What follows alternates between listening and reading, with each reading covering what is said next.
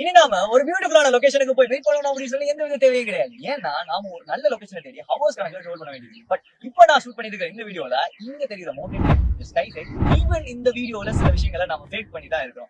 இது மட்டும் இல்லாம இந்த வீடியோவை நம்ம ஃபுல் அண்ட் ஃபுல் எடுத்துட்டு இருக்கிறது ஹாரிசான்டல்ல எடுத்துட்டு இருக்கோம். இத வெர்டிகலுக்கு நாம மாத்தி தான் எடுத்துருக்கோம். இதை நீங்க வெர்டிகல்ல பாத்தீங்க அப்படின்னு சொன்னா இந்த வீடியோ இருக்கும். பட் இது எப்படி பண்ணோம் அப்படின்னு சொல்றேன்.